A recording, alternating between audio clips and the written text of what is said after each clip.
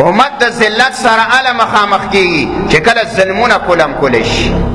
د هغې مخنیوی څوک نشي کولی. دې وجې نه رسول الله صلی الله علیه وسلم فرمای، د حذیفه رضی الله تعالی عنہ روایت دی چې د الله پیغمبر وفرمایل والذي نفسي بيده، د الله پیغمبر وایي په هغه ذات مې د قسم ویه د چا په لاس کې چې زما سا ده، د چا په قبضه کې د الله نبی وایي زما سا ده، په هغه مې د قسمي لتامرن بالمعروف، چې تاسو خلق خو ته رابلئ، ولتنهون عن المنکر، او خلق د بدو نه منې کوئ، وليوشکن الله ان یبعث علیکم عذابا، خو دا کارم پرېښوستو خلقم خو ته نه رابلل، او ظلم هم لیدل او د ظلم نم خلق منع نه کړل، او ناروای کول او د نارواو نه منع نه کړل. د الله پیغمبر فرمای ان یبعث علیکم عذابا، الله به د باندې نږدې عذاب راولي، او داسې عذاب به د باندې راشي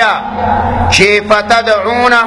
فلا یستجیب لکما، تاسو به د الله نه بیا دعاګانې کوئ، خو دعاګانې به الله نه قبلوي، دعا به ستاسو نه قبلیږي. چې کله ظلم عام شي زیات شي، یو روایت کې راځي رسول الله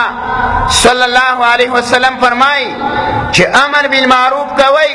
خلق خو ته رابلئ، او د بدو نه خلق منع کوئ، ورنه الله رب العزت به په تاسو شریر خلق ستاسو مشران دي. چې کم ناکاره خلق دی شریان دیا، ستا د مشر عزت نه کوي، ستا د کشر شفقت نه کوي، ستا د دین لحاظ نه ساتیا، د الله نبی وی الله به د باندې شریر خلق مسلط کی.